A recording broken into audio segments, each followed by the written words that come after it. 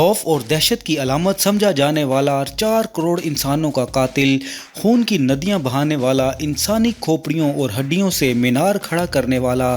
Central Asia پر قبضہ کرنے والا اور ظلم و ستم کی ان گنت داستانیں رقم کرنے والا، مسلم حکمرانوں کے عروج کو تباہ و برباد کرنے والا ظالم، جابر، متکبر انسانوں کے خون کا پیاسا، لالچ اور حرص میں ڈوبا ہوا بدنام زمانہ حکمران چنگیز خان،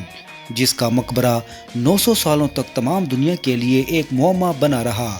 بالآخر انتھک محنت اور سینکڑوں سالوں کی جد و جہد کے بعد دریافت کر لیا گیا۔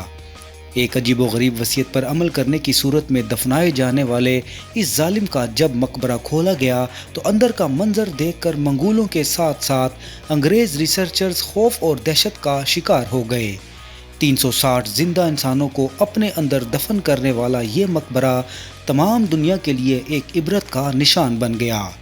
آپ کو حیرانی ہوگی کہ منگول عجیب و غریب وجوہات کی بنا پر اپنے اس بادشاہ کا مقبرہ کھودنے کے لیے رضامند نہ تھے، لیکن انگریزوں کی مسلسل کوششوں کے بعد انتہائی شکستہ دل کے ساتھ وہ اس کام کے لیے راضی ہو گئے۔ انتہائی پر اسرار جگہ پر موجود یہ عجیب و غریب داستانوں کو اپنے اندر سمونے والا چنگیز خان کا مقبرہ کہاں ہے، یہ سب آپ کو بتائیں گے اس ویڈیو میں۔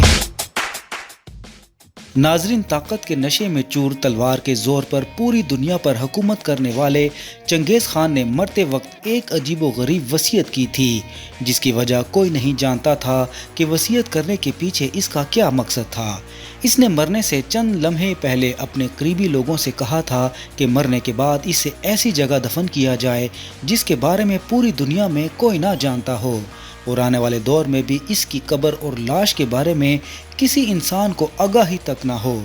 جب چنگیز خان کا انتقال ہوا تو اس کے قریبی لوگوں نے اس کی وصیت پر بالکل اسی طرح عمل کیا جس طرح اس نے کہا تھا۔ ہزاروں فوجیوں کی مدد سے ہزاروں گھوڑوں کو کئی گھنٹوں تک اس جگہ دوڑایا گیا جس جگہ پر اس کی قبر بنائی گئی تھی، تاکہ خون کی نہریں بہانے والے چنگیز خان کا نام و نشان دنیا کے سامنے باقی نہ رہے۔ لیکن شاید اللہ تعالیٰ نے اسے رہتی دنیا تک عبرت کا نشان بنانا تھا۔ چنگیز خان کی وصیت پر عمل کرتے ہوئے جب اسے دفنایا گیا تو چنگیز خان کا مقبرہ آنے والی نسلوں کے لیے ایک معمہ اور حل نہ ہونے والی پہیلی بن گیا۔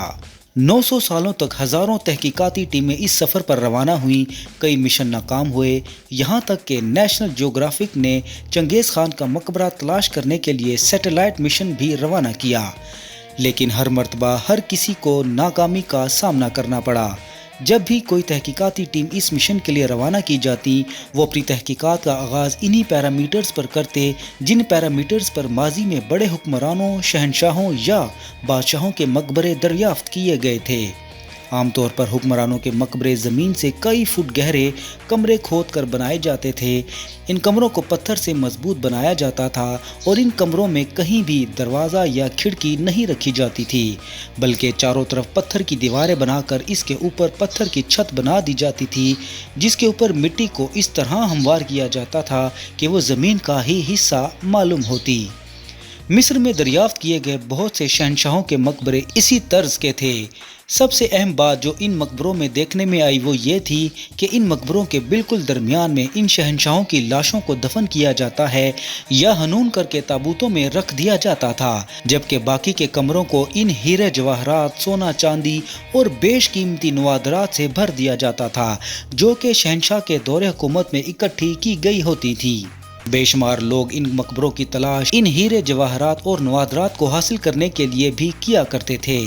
لیکن حیرت کی بات یہ تھی کہ منگولوں نے نہ تو چنگیز خان کے مقبرے کو دریافت کرنے کی کوشش کی اور نہ ہی اس کام میں کوئی دلچسپی لی،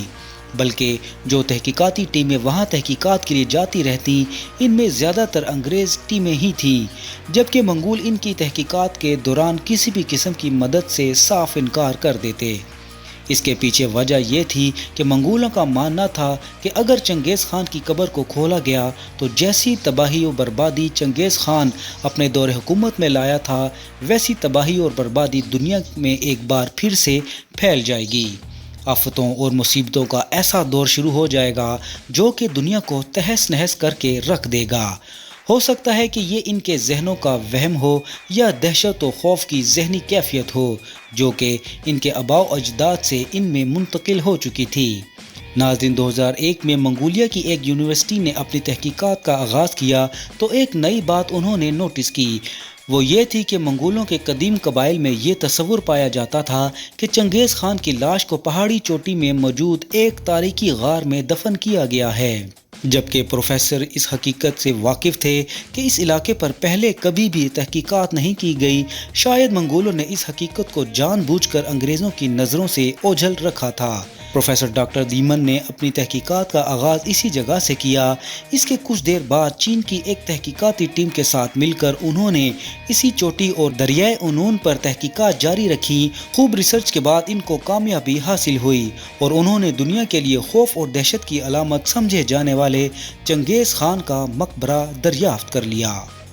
دوستو، یہ مقبرہ اس پہاڑی چوٹی کے اندر انتہائی پر اسرار اور خفیہ طریقے سے بنایا گیا تھا۔ یہاں آپ کو حقیقت سے بھی آگاہ کرتے جائیں کہ غار کے دہانے پر ایک اور قبر دریافت کی گئی جس میں 60 لوگوں کی لاشیں دریافت ہوئیں۔ مقامی لوگوں کا ماننا ہے کہ یہ ان کاریگروں کی لاشیں ہیں جنہیں اس مقبرے کی تعمیر کے وقت فوری طور پر قتل کر دیا گیا تھا تاکہ وہ اس مقبرے کے بارے میں کسی کو نہ بتا سکیں۔ ریسرچ ٹیم نے جب چنگیز خان کے مقبرے کو کھولا تو اس میں بے شمار سونے کی اشرفیاں ہر طرف بکھری پڑی تھیں۔ ہیرے، جواہرات اور سونے کے بھرے ہوئے بے شمار برتن بھی وہاں پر موجود تھے۔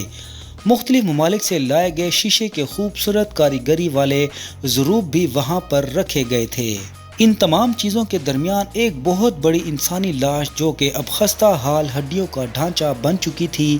موجود تھی، جس پر تحقیق کرنے کے بعد معلوم ہوا کہ یہ انسان جسمانی طور پر انتہائی زیادہ طاقتور تھا۔ فرانزک رپورٹ میں معلوم ہوا کہ یہ شخص مسلسل کئی سالوں تک جنگ اور تلوار بازی میں شریک رہا تھا۔ ان تحقیقات کے بعد یہ گمان کیا جاتا ہے کہ یہ چنگیز خان ہی کی لاش ہے اور یہ اسی کا مقبرہ ہے۔ ایک اور عجیب و غریب چیز مقبرے میں دیکھنے میں آئی کہ چنگیز خان کی لاش کے ساتھ 360 عورتوں کی لاشیں بھی موجود تھیں۔ یہ لاشیں تحقیقاتی ٹیم کے لیے عجیب معموں کو اپنے اندر چھپائے ہوئے تھی۔